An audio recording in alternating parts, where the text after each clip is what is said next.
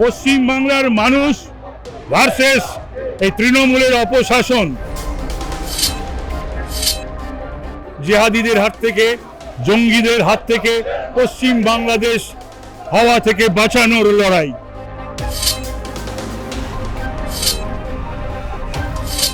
তৃণমূলের আবদার হচ্ছে যে মৃত ভোটাররাও ভোট দেবে, অনুপ্রবেশকারীরাও ভোট দেবে। মাল্টিপার্টি সিস্টেম, এটা তৃণমূলের ভাবনা। যে সরকারি হবে এবার, সেটা মানুষের সরকার হবে, কোনো দলের সরকার হবে না, পশ্চিমবঙ্গবাসীর সরকার হবে।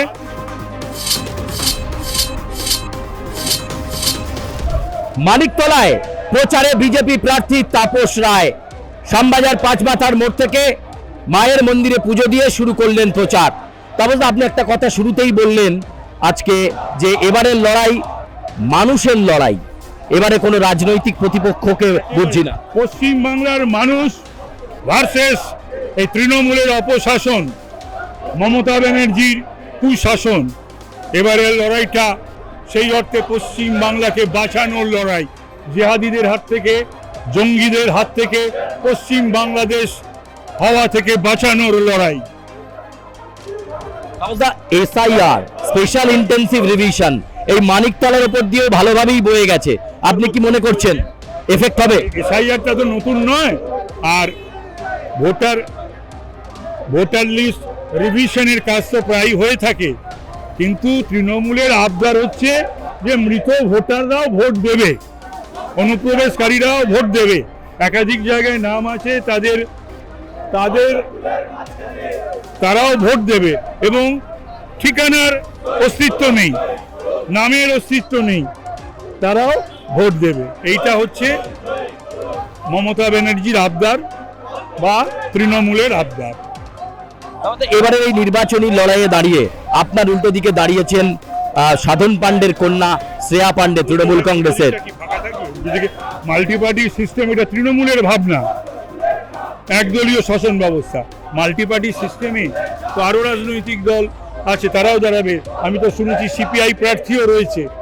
তো সুতরাং মাল্টিপার্টি সিস্টেমে বহুদলীয় গণতান্ত্রিক বন্দোবস্তে ব্যবস্থা, সমস্ত দলই প্রতিদ্বন্দ্বিতা করবে, তাদের কথা বলবে, মানুষ যাকে বেছে নেবে।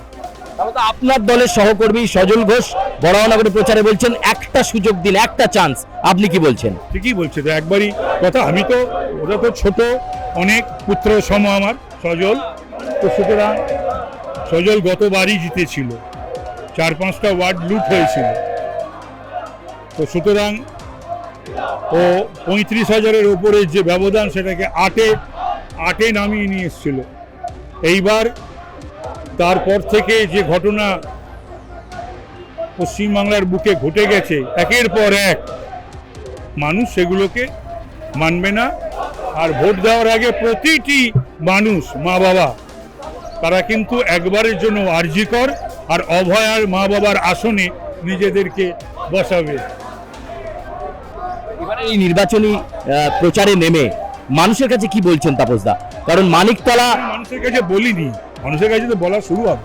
বহু সভা করব, বলবো, প্যাম্পলেট লিফলেটের মাধ্যমে, বক্তব্যের মাধ্যমে। পরিবর্তন, এতদিন ধরে রথযাত্রা, ব্রিগেড সমাবেশ, আজকে আপনারা মানুষের কাছে কাছে যাচ্ছেন। নরেন্দ্র মোদী যে টার্গেট দিয়েছেন যে এবার কাঙ্ক্ষিত লক্ষ্যে বিজেপি সরকার হবে, আপনার মত?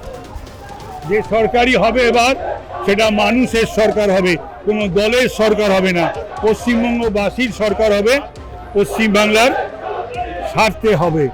এটা কোনো সংকীর্ণ একটা পরিবারের সরকার হবে না। তো পরিবারতন্ত্র পশ্চিমবাংলায় বিরাজ করছে। তো সুতরাং এটাও কিন্তু যারা তৃণমূলী, তাদের ভেবে দেখা দরকার যে তাদের যোগ্যতা বা তারা কত বড় রাজনৈতিক কর্মী বা তাদের ডিভোশন, স্যাক্রিফাইস, সেটা এই দলেতে বিচার্য নয়। এই দলে পরিবারতন্ত্র বিরাজ করছে একেবারে টপ থেকে বটম।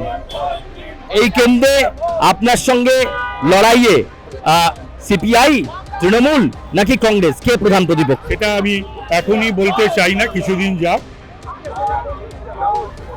একেবারে আমরা দেখতে পাচ্ছি তাপস রায় তিনি প্রচার করছেন মানিকতলার বিভিন্ন প্রান্তে এবং প্রচারে তিনি মানুষের কাছে যাচ্ছেন, চলছে সামনে স্লোগান এবং সেই সঙ্গে মিছিলও চলছে।